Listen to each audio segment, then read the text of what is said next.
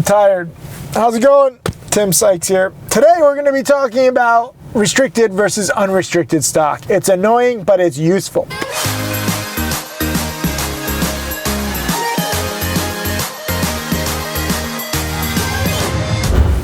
So,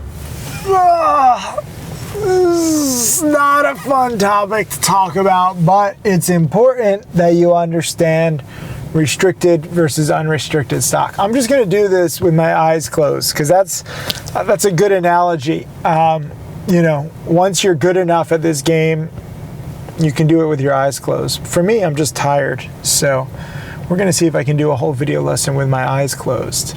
Leave a comment underneath. Should I do more video lessons with my eyes closed? Let's see. I do a lot of video lessons. This is a lot more comfortable. I feel like taking a nap. But in this video, we're going to be talking about restricted versus unrestricted shares. Hi, my name is Tim Sykes. I'm a millionaire trader. And it's very important that you I'm getting dizzy. It's very important that you learn restricted versus unrestricted. So restricted shares are shares that are owned by insiders, either like big investors or corporate insiders like the management. They cannot be sold very quickly. Restricted shares have different time frames. Some of them are restricted from being sold for like 12 months, 18 months. Some are like 24, 36 months. There's different kinds of restricted shares. But long story short, you need to understand that a lot of management, a lot of insiders, a lot of promoters get restricted stock. So when they're doing their pumping or hyping up of a stock, it doesn't matter how much the stock goes up in a day or two, or even a month or two. They need to hype it up at a time where they can actually sell their shares. So it's interesting, if you look at a lot of these pumps, when someone gets restricted shares, like a lot of these penny stocks simply can't pay consultants or they can't pay employees money, so they give them restricted shares. And maybe the stock does nothing for 9 months. But when it comes up to the time when these restricted shares will be unrestricted, meaning they're able to be sold, in the few days before they're able to be sold, you often see these pumps. And the stocks will spike 10, 20, 30, 50% in a few days, or maybe even 100%, and then they'll just get crushed and drop 90% in a few days. And people will be like, but the news was good. Why did the stock drop? And it's because the news was manufactured by the company or the insiders or the investors. Somebody put all of this stuff out to lure people in to buy the stock right before they could actually dump it. If you have shares that are becoming unrestricted, you want the shares to be worth as much as possible. So this is how pump and dumps are created.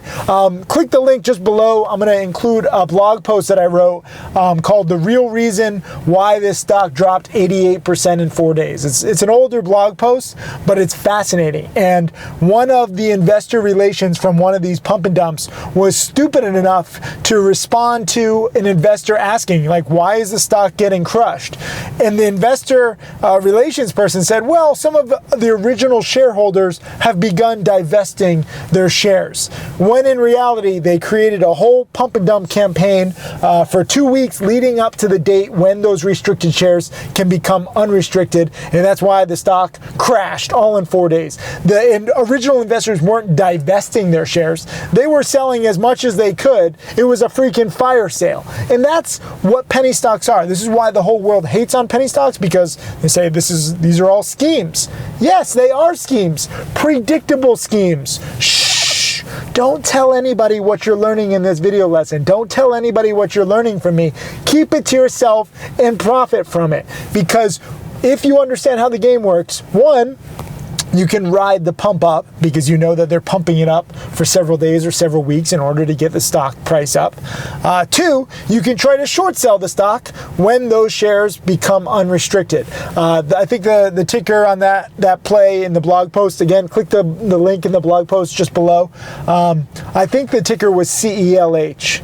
I'm not 100% sure. This was a few years ago, but I do remember looking for shares to short of this because when the investor relations said this on a Yahoo Yahoo Finance message board. I was like, this is the most, obvious thing, and I can't believe they just admitted it.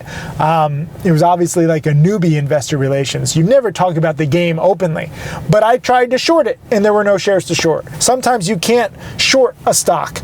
There are no shares to short because anybody who knows the game wants to short it, because when restricted shares become unrestricted, the stock crashes because all the insiders likely pile out, especially if it's a pump and dump. That's today's lesson. Learn it, live it, love it.